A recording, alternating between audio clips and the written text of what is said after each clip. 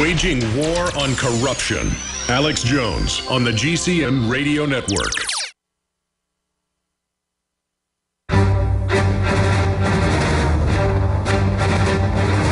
Big Brother, mainstream media, government cover-ups. You want answers? Well, so does he. He's Alex Jones on the GCN Radio Network. And now, live from Austin, Texas, Alex Jones. Welcome back to the Alex Jones Show on this Monday, June 30th, 2014. I'm David Knight, your host for today, and we're going to be joined at the bottom of the hour with Alex Jones. He has another new special report that's not previously been aired. We also are going to be joined in the third hour by Dr. Stan Monteith, and that's going to be a very interesting discussion. We're going to talk about things like medical access to good, clean food and drugs, what the basis of that is, as well as ethical issues. So we're going to talk about that. We might even get his take on what's going on at the border.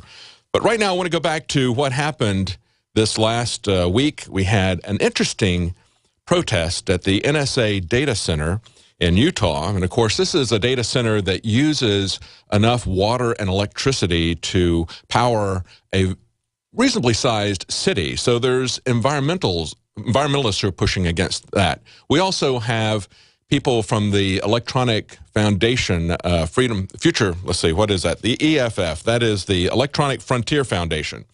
And of course, they advocate freedom in the internet and other places. We shouldn't lose our basic rights. And there you can see that blimp if you're watching this. That was a Greenpeace blimp. They did this in conjunction with the EFF and also in conjunction with the 10th Amendment Center, which is a libertarian think tank.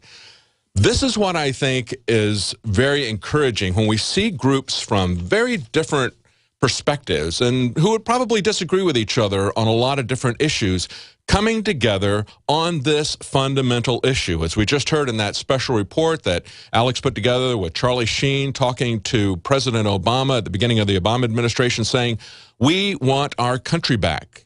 We have to come together on these fundamental issues, things that fundamentally affect our freedom. If we lose everything into an East Germany type of police state, as NSA whistleblowers have warned, we're going to lose it for everyone. We're not going to have any discussion about some of these other policies. We fundamentally have to have a country that is based on the rule of law, on a respect for individual liberties. And if we don't have that common foundation, we have lost everything. And that's what we were talking about just before the break, a story that's up on Infowars.com, where NSA officials, whistleblowers say that the U.S. has turned into Stasi Germany or the Soviet Union. That's what William Binney, who spent decades watching these countries for the United States government, that's what he said when he saw everything turn internally, the security state, the police state turning internally, the surveillance turning internally. After 9/11. He said, I've watched for decades the Soviet Union. I've watched East Germany. I know how they operate. We are doing the same things. And now Thomas Drake, one of the other whistleblowers at the NSA, has said the same thing. Now, even some of the corporations who have been cooperating with the government are now taking note of this. First, we see that Germany is giving Verizon the boot over the NSA spying scandal. They're kicking out Verizon because of the NSA wiretapping of Chancellor Angela Merkel. And of course, she grew up in East Germany. She knows where this all leads, and they're coming down very hard on American corporations because they see them allied with the NSA, with the national security state that's developed here in America. And of course, Microsoft also came out last week and said, the future is bleak if the government continues its unlawful data collection. Well, it's not just Microsoft's future that's going to be bleak because they're going to lose business and are losing business just like Verizon. Microsoft was one of the very first companies that participated in the PRISM program, as we learned from the leaked documents that Ed Snowden put out. They were in there in 2007. They were a founding member of this kind of crony espionage that's going on. And they're going to lose their business as well. People are turning elsewhere to get their computers, but it's a bleak future for us if we don't pull this down. That's what we're concerned about. We'll be right back with some whistleblowers from the VA and what happened to them. Stay with us.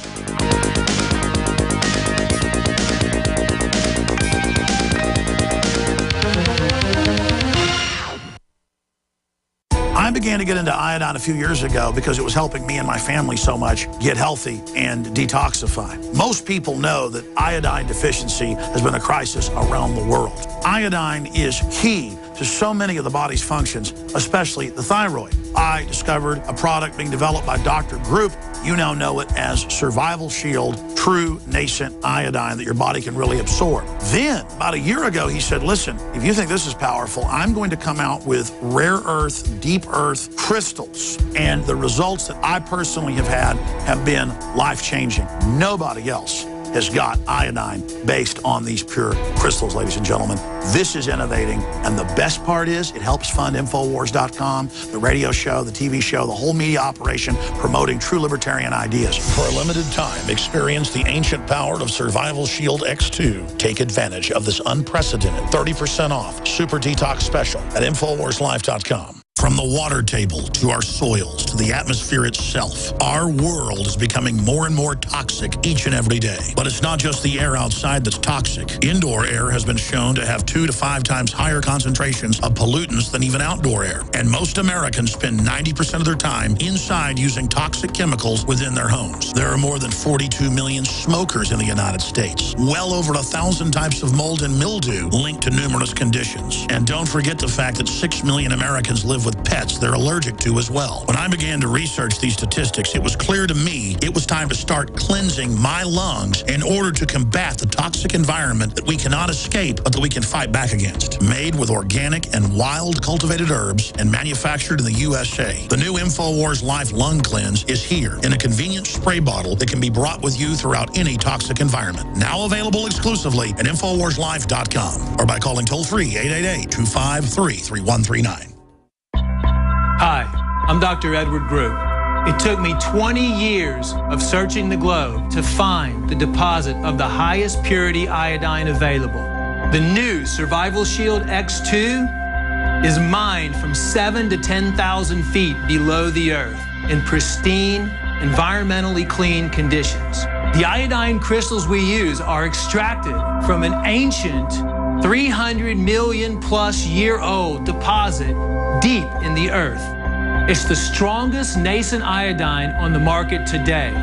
It delivers 650 micrograms per drop. Experience the new formula. Experience the ancient purity.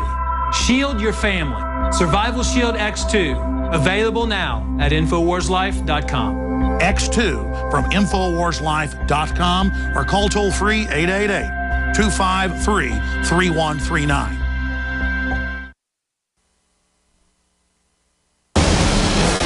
From his Central Texas Command Center, deep behind enemy lines, the information war continues.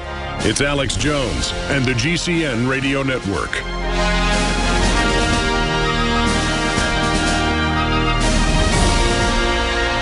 Welcome back to the Alex Jones Show. I'm David Knight, your host. We're going to be joined at the bottom of the hour with Alex Jones. He has a special report on food, and this is one you're not going to want to miss. Food, the ultimate secret. We're also going to be joined in the third hour by Dr. Stanley Monteith, and he's going to be talking to us about medical issues, about ethics, about a variety of topics. He's going to be with us in the third hour. But I want to let you know that this hour is brought to you by the products that we offer at InfoWarsLife.com. And right now we have a special on Fluoride Shield. It's 25% off. Fluoride Shield is an exclusive blend of key herbs and ingredients specifically infused within the formula to help support the elimination of toxic forms of fluoride and other dangerous compounds like mercury, chlorine, and bromine from within the body. Right now you can get that at InfoWarsLife.com for 25% off. That's a limited time special. So go there right now. That's InfoWarsLife.com. Now, just before the break, we were talking about an article up on InfoWars. Top NSA officials say the U.S. has turned into Stasi Germany or the Soviet Union. We need to understand that it's not always hyperbole when you say somebody is becoming a Nazi. It was not hyperbole for William Binney, who spent decades watching East Germany, watching the Soviet Union, seeing how those police states, those surveillance states treated their own citizens. And when he saw the NSA turning inward in the wake of 9/11, when Thomas Drake saw them turning inward, they spoke out about it. They became whistleblowers. Very important what they have to say to us. They're telling us that we now have a police state, that we are doing the same things that Stasi East Germany did, that the Soviet Union did. This is something we need to pay attention to. Other people are paying attention to it. In Germany, where they know what that looks like very well, they are pushing back. They're eliminating American corporations who are in bed with the American surveillance state. They don't want to be spied on, but Americans don't think it can happen to us. So we reported that Germany is giving Verizon the boot because of the NSA spying scandal. Microsoft is worried about this affecting their future because they've been seen as someone who has been cooperating with the government for a very long time.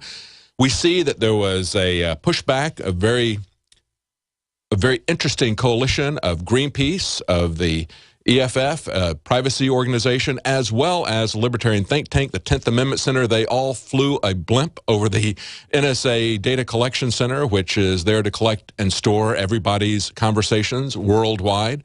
Uses a tremendous amount of energy, but it also is burning our rights right in front of our face. So that was a protest that happened last week. And of course, last week it also came out that Keith Alexander, who's the former head of the NSA, and he was the guy that was there while Snowden got the documents and released that, now he's taking that resume, and I don't know how that really enhances his resume. He's putting himself out there as a consultant, offering to consult to the banking industry and others for $1 million a month.